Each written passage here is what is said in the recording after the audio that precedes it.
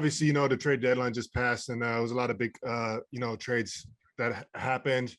We've talked about Ben Simmons for Harden extensively, so we're gonna skip this. But another big, potentially blockbuster trade, was KP to the Wizards. Ron, how you feel about that one? I think that's it. It could be huge. Honestly, I think they need to free Bradley Beal. I think Spencer to the Mavs is better than KP. Not saying Spencer's better, but I think Spencer with Luka is better than KP with Bradley Beal. Dub? You talking about the trade, right? Yeah. I mean, it kind of makes sense for Dallas for years to come to I guess free up cap space. I think I remember reading, but I didn't see the point in both of the trades. Honestly, you got Spencer Dinwiddie, where you got Jalen Brunson, Luka Doncic, Tim Hardaway Jr., and you're gonna get Dinwiddie, another guy who needs the ball in his hands. It doesn't make sense to me. I don't think because you were saying this in the group chat. I don't think you realize how good Spencer Dinwiddie is. I know he's good. I know he's good. And It's not about that. It's about opportunity, and it's about fit as well. And if you got a lot of the guys doing the same thing, why the hell would you do that? Spencer's not a player where he demands the ball in his hand all game, though. Spencer can play off Jalen Brunson. He can play off of Luka. He can play off of Hardaway and whoever else they got. He can spot up in the corner. He plays good defense. He play makes. He can do a lot that doesn't take away from Luka. I know.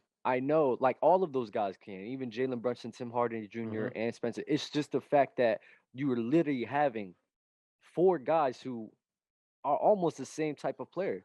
But it's also one more thing too, and I'm this is what I'm projecting that Dallas is thinking.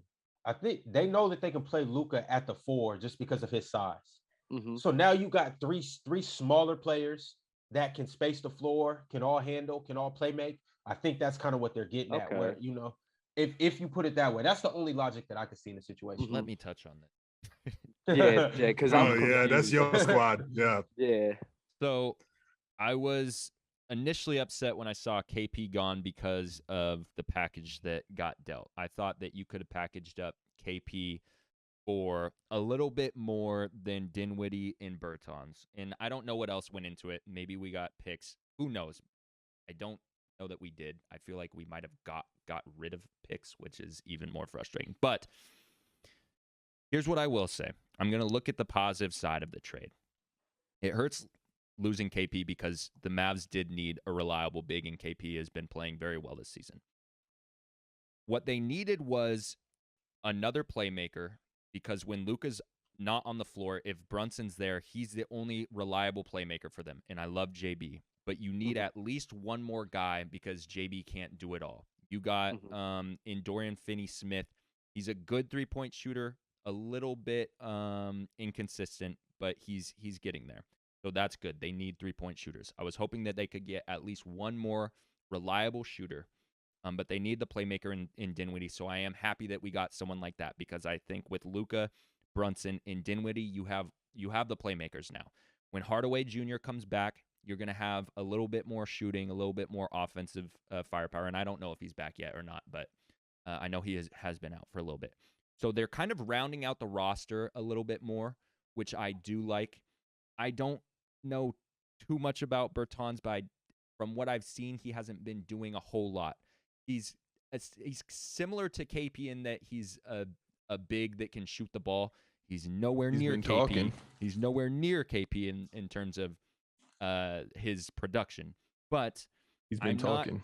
I'm not as I've gotten to actually kind of sit and think about this trade, I'm not as upset as my initial knee-jerk reaction, but I still think there is another piece or two that they can go get that really makes them even more dangerous. But we'll see how it all plays out. I'm excited to see Dinwiddie. I've been talking about Dinwiddie this year a little bit.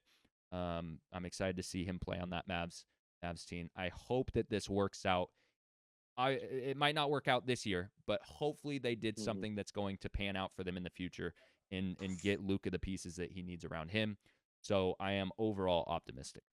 This can also be a chess move, like a long play where, now they have a whole bunch of guys that are, that have decent trade value and, kind of build something new around Luka. Yeah. And that's why I said, like, maybe that's something that they're trying to do. But I don't know. It's confusing. Yeah. We also have another major one that I was not necessarily surprised by because I've been saying this that Dame CJ don't it's not going to work out or whatever. So that duo has been split up by the Blazers sending CJ to the Pelicans. Thoughts on that, ZZ? What you got for me? Wait, repeat that for me. Dame and CJ are no longer a duo. CJ was sent to the Pelicans. Oh, yeah. I mean, I look at it and I said, like, Damian Lillard, bro, his pride, I guess, or his willingness to want to, I don't know, get it done the right way. Like, for some guys, it's just not the answer. And clearly, with CJ being happy that he went to New Orleans, like, I saw a report the other day. It was like CJ said that he was perfectly fine with it and that he was like really hopeful for it. So I think that CJ was pushing for it. I think CJ wants his own identity in some way, shape, or form. But clearly him and Dame just like they were never like they could never really get it done. I looked at them and I was like, they're not even the best duo in the West. Like every time that they do well in the regular season and go to the playoffs, they still got to run into the better duo of the Splash Brothers. So I'm like, they're always going to have that obstacle. And the way that the team was constructed over the course of the last 6 years, they never had anybody else to help them get over that hump. Because in that, I remember that 2019 Western Conference Finals, they just got outperformed. Like they were both healthy. Both squads were healthy, got outperformed just by the Splash Brothers. Like you could just tell.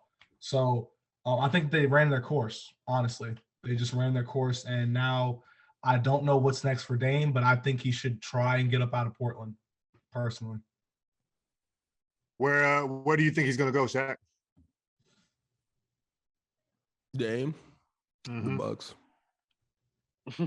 After the Bucks lose this year, as I was telling you guys on TikTok, Bucks and this summer Dame's going to demand a trade, and the only person they're going to be able to trade for is Chris Middleton. He's a very good small town, small NBA market player. He'll come put up his numbers. He won't complain. He's already got his ring, and he won't try to ask you to bring in max players and spend that luxury tax money. Keep trying to tell y'all, Dame wants a ship, and he's going with Giannis to get this championship. He has no other option. Scary. I mean, are you trading Dame for Jamal Murray? You feel like that's fair?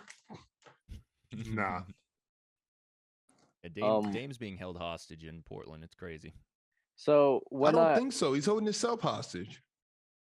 So when I seen this trade, right, the party was like, "Yo, what the hell is Portland doing?" But it's like the way I'm thinking. No, that wasn't to you though. No, I got you. The way I'm thinking about it is, I hope like this. I know there's reports saying that they're like, oh, they're gonna try and build around Dame and all that. Honestly, I don't believe that thing. I don't think Dame's gonna go through that. So I was kind of happy that they made that move because it's like, you know what? I think this is the painting on the wall for this offseason. Dame is gonna go somewhere else. So I didn't feel a need to really be that upset or angry at the Portland Trailblazers because in my mind, I'm like, Dame's not sitting. He's not doing that rebuilding thing again, bro. He's getting older. I know Dame looks young, but he's getting older. He doesn't have time on his side. He's not sitting through that, bro. And I think Portland does understand that. They do know that, and I think they will do what's best for Dame in his career and best for their own as well. Yeah, I think that's my biggest takeaway from the trade as well. You see a lot of guys and even organizations catch a lot of flack, when they send players off or whatever. But I haven't really heard anything too inflammatory when it comes to the CJ, situation. So I'm glad everybody's splitting amicably, and that just speaks volumes to the team that the Blazers was, and I think that's what Dame is holding on to. You know what I mean? It came off as a brotherhood, and they really tried to do something together, but they just didn't have enough punch, and so now you got to find something else, a better situation to make it happen. Yeah. It's like breaking to up. see CJ play without Dame though. Yeah. To speak on the situation and to speak on the Blazers, I actually was there present watching CJ's last game.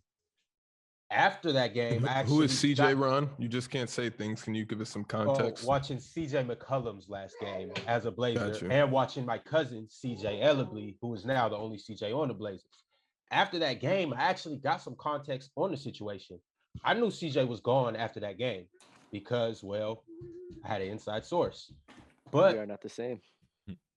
But the thing about it is, it was a mutual agreement. They had been kind of talking and discussing what was going to happen. The Blazers kind of knew from the get-go, and they know right now that it's really time to start rebuilding. If you go look at their starting lineup over the last 5 games, or I think the last like 3 games, and they do got two huge wins too. But they're playing basically their first Young and second, guys. or their picks over the last 2 years. Mm-hmm. But furthermore, though, CJ had 36 last night, and I'm excited to see CJ, play with the Pelicans. Hopefully Zion can get healthy, and the Pelicans might actually be, I'm not going to say they're a championship contender, but they might be exciting. They can ruin somebody's championship chances, though. Facts. Even if they just wear them down, you know what I mean, to where they run out of gas in the next round or something like that. So yeah, I wouldn't be surprised if the Pelicans, start doing something finally with all the damn talent they got. And also, I said free Bradley Beal earlier. Please free Damian Lillard. Portland, you have to. Just please. But it's like you said, like all these reports is saying like they're keeping him, but no, I think a little of the same situation with CJ's happening with Dame, where it's like, the writing's on the wall, Dame, like this is where we're going, and you feel me? It's probably mutual agreement. It's like what Zizi said, it's ran its course.